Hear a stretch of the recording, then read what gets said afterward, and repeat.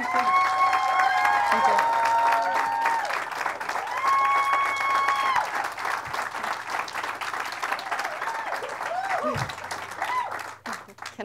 Can I leave now? My name is Ritsu. I'm a violinist. And is there a violinist in the room? I think Carissa, you're here somewhere.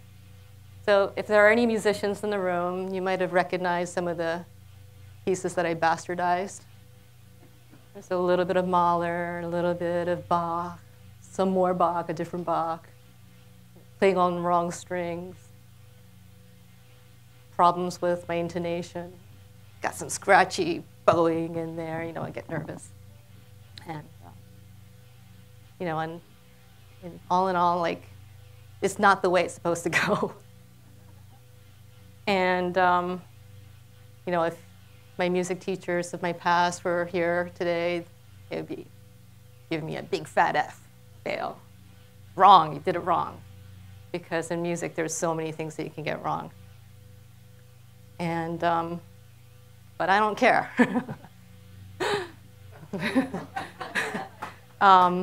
Because I recently started to play for enjoyment, and because I enjoy playing music, and it's actually a really novel idea for me, because all the times that I would perform, I'm usually performing to entertain or to impress somebody, all in all to get approval from the listeners. And recently, it was like the self-reflecting during COVID, whatever. I was like, you know what? What happens if you just play for fun? So that's what I've been doing. And especially was not like that, growing up.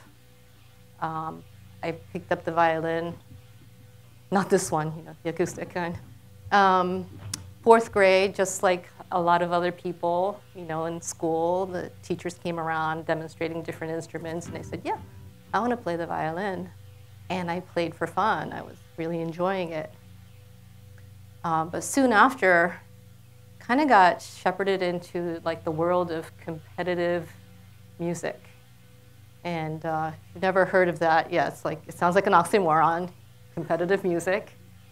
And there are these competitions, just like in sports, where you go and play for judges, and you get judged on how good you are. And they're all over the world. Every city has them, every town has them. And when I was 10, my teacher wanted me to play for this local contest.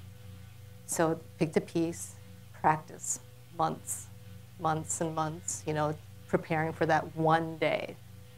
They give you 3 minutes to impress the judges. Play for months, practice, and then if you pass the first audition, you have to practice again for months and months to play in the finals. And then if you're so lucky that you win the competition, you get to play that same piece a year from then with that, whatever, the orchestra or the venue or wherever it is that you're competing for, you have the honor of performing. So my first competition, I was 10. I did not win, didn't make the finals. A boy named Jonathan, he won. I was 10. So the following year, I picked up my piece, and I was trying to figure out, how do I prepare? What did Jonathan do that I didn't do? How do I practice better? Do I practice longer? What do I play? So I had my piece, and it was like, oh, it didn't sound like that. It was like,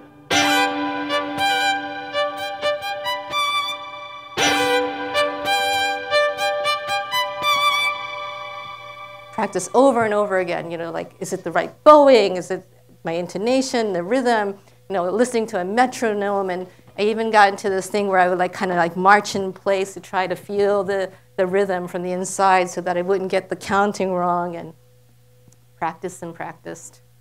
And when I was 11, I won that competition. And a year later, I got to perform.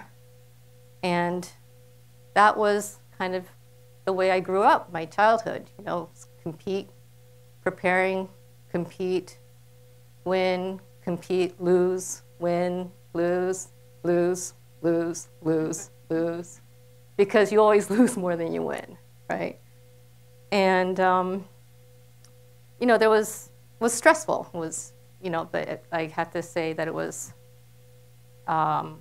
it did afford me a lot of advantages in life. You know, I got asked to perform at places. I got into the college of my choice. I got scholarships.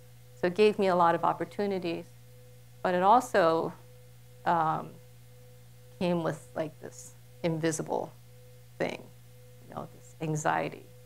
Because practice and practice, I didn't know what I was doing that was going to make me win that next audition. So I kept on looking for that magic bullet. What is it that I need to do so that I can win this next thing? And I never knew, because I would just win and lose and win and lose and lose. And what I had discovered was that it had created this anxiety within me because I literally didn't know how to succeed. And what that creates is this sense of not knowing, you know, every time I would play.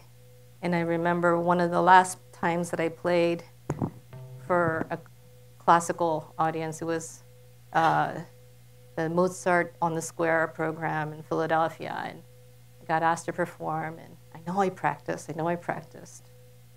trained for it. I think I was in college. Got up on stage, and I had the music in front of me, and I'm looking at the music, and my mind went blank. Just went completely, like everything on the page looked like gibberish to me, and I couldn't make any sense out of it at all. And I can see over my violin, I could see the audience sitting there and thinking like, how am I gonna get through this? I just started at the top of the page and played one note and the second note, and I kept on playing until I got to the end. And then I put my violin down and I walked off the